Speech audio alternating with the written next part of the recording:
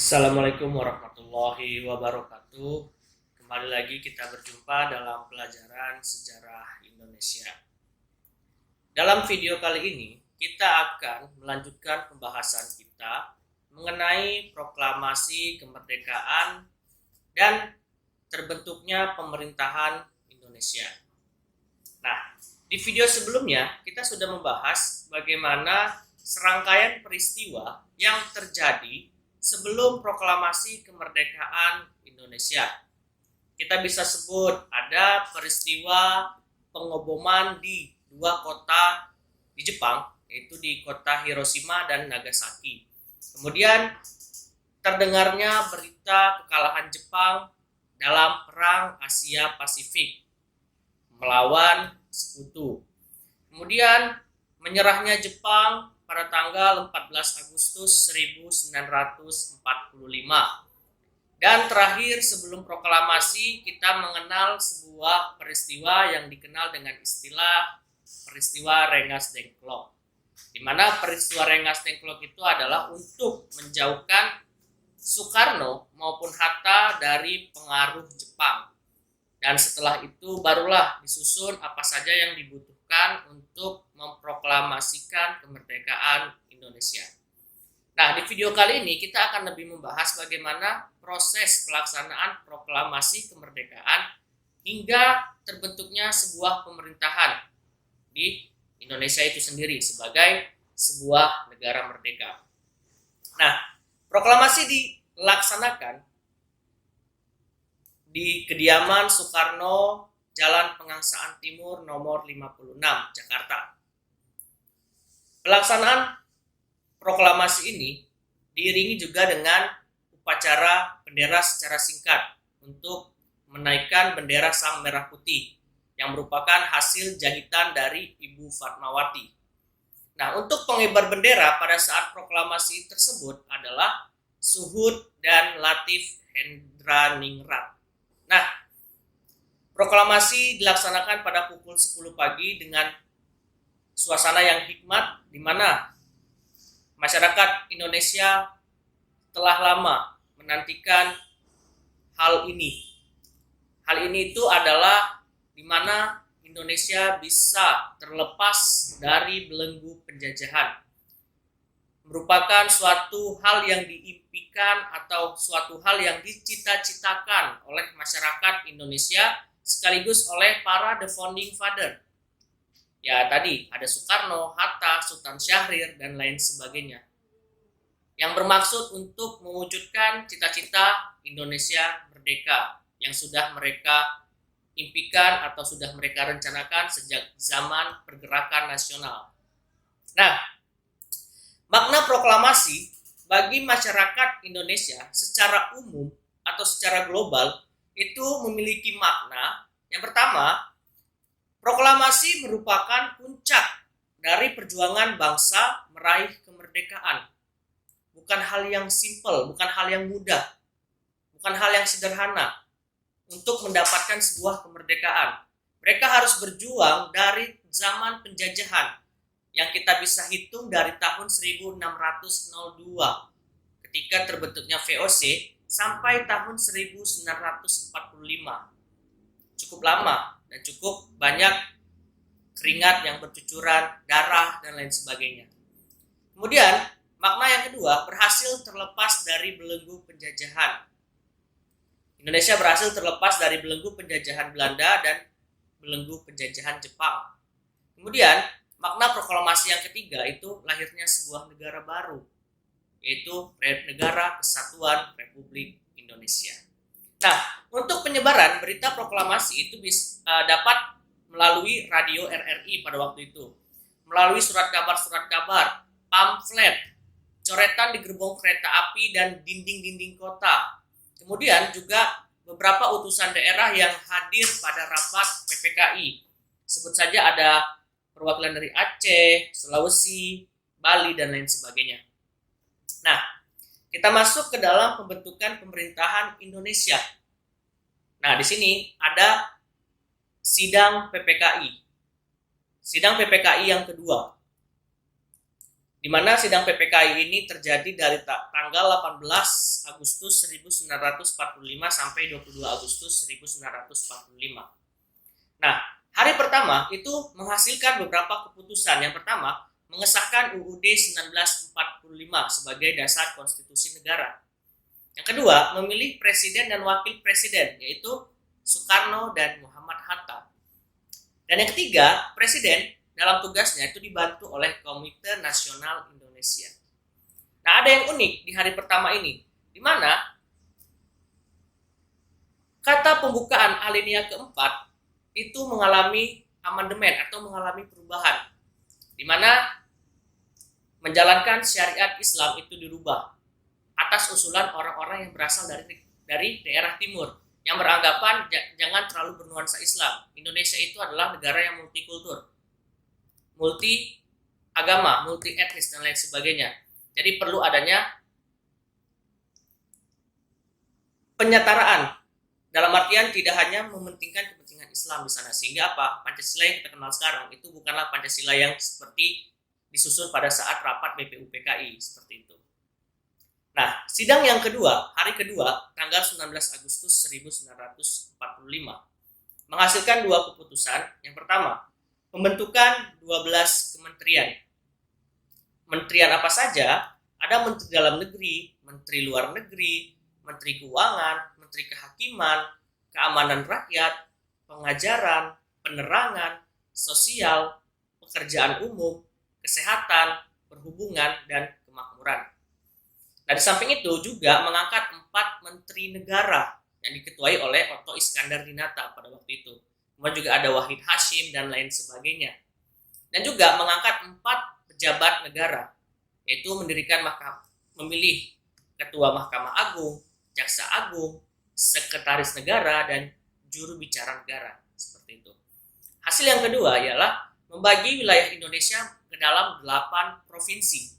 Yang tidak seperti sekarang ya, kita kenal ada 34 provinsi. Dulu pada waktu pemerintahan baru terbentuk itu hanya 8 provinsi. Yaitu ada Jawa Barat, ada Jawa Tengah, Jawa Timur, Kalimantan, Sulawesi, Maluku, Sunda Kecil atau Nusa Tenggara, dan Sumatera. Itu merupakan hasil dari rapat atau sidang PPKI pada hari kedua, tanggal 19 Agustus 1945. Kemudian, pada hari ketiga yang berlangsung pada tanggal 22 Agustus 1945 menghasilkan 3 keputusan, yaitu pembentukan KNIP, Komite Nasional Indonesia Pusat, yang bertugas sebagai pembantu dan penasehat presiden. Yang kedua, menjadikan PNI sebagai partai tunggal. Nah, ini yang akan menjadi permasalahan di kemudian hari. Kenapa? Dengan menjadikan PNI sebagai partai tunggal itu sama saja dengan menciderai yang namanya demokrasi. Dan juga menciderai pasal 28, di mana setiap warga negara berhak untuk berpendapat dan lain sebagainya ya. Itu yang nantinya apa munculnya maklumat pemerintah nomor 3 tanggal 3 November 1945. Nah, dari sana nanti bakal bermunculan partai-partai politik dan lain sebagainya. Terus yang ketiga, hasil yang ketiga itu adalah pembentukan Badan Keamanan Rakyat. Nah, ini merupakan cikal bakal dari TNI. Kalau misalnya diurutkan secara garis waktu, transformasi dari TNI itu pertama dimulai dari BKR, TKR, TRI, TNI, ABRI, kemudian baru TNI kembali, seperti itu.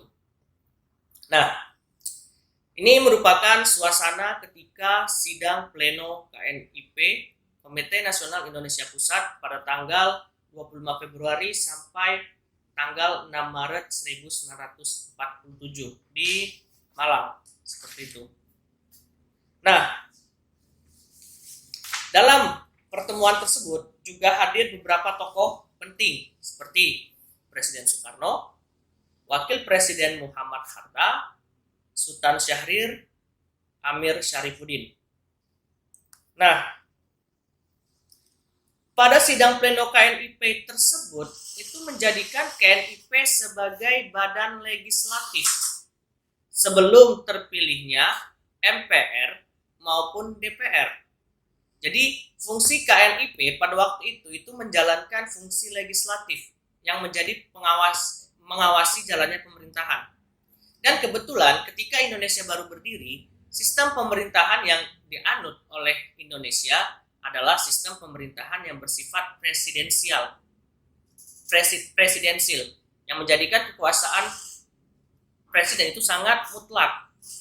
Dan nantinya apa? Nantinya akan muncul kritikan-kritikan dari beberapa golongan atau tokoh yang beranggapan bahwasannya sistem pemerintahan seperti ini kurang bagus diterapkan di Indonesia, tidak mencerminkan sistem demokrasi seperti itu. Nah kemudian ada beberapa sambutan dari adanya atau tersebarnya berita kemerdekaan Indonesia itu disambut dengan sangat sukacita oleh masyarakat Indonesia. Nah, meskipun nanti ada beberapa hal yang membuat masyarakat Indonesia itu harus berbentrokan dengan Jepang. Karena apa? Karena Jepang harus tetap menjaga stabilitas Indonesia sampai kedatangan sekutu. Karena Indonesia merupakan bekas wilayah kekuasaan Jepang. Kemudian, pada tanggal 2 September 1945, Komite Van Aksi mengeluarkan Manifesto Rakyat Nomor 1. Yang nantinya apa? Yang nantinya akan menjadikan suatu peristiwa besar di lapangan Ikada. Di mana para golongan muda itu meminta presiden maupun wakil presiden untuk turun langsung ke lapangan untuk meyakinkan bahwasanya Indonesia akan tetap bertahan. Indonesia akan tetap mempertahankan kemerdekaannya sekalipun sekutu datang ke Indonesia. Dan akhirnya apa? Di lapangan Ikada tersebut, Soekarno menyuarakan suaranya, berpidato yang menyatakan bahwasanya Indonesia akan tetap mempertahankan kemerdekaan apapun yang terjadi. Seperti itu. Terus juga ada dukungan dari Sri Sultan Hamengkubuwono IX pada waktu itu yang menyuarakan suaranya bahwasanya Yogyakarta berada di bawah pemerintahan Indonesia dan menjadikan status daerah Yogyakarta sebagai daerah istimewa seperti itu. Dan juga ada peristiwa insiden di Hotel Yamato, perobekan bendera Belanda oleh masyarakat setempat seperti itu. Nah, ada beberapa peristiwa penting ketika pembentukan pemerintahan di Indonesia. Yang pertama, penambahan fungsi KNIP sebagai badan legislatif itu tertuang dalam Maklumat Wakil Presiden nomor 10 tanggal 16 Oktober 1945. Seperti itu.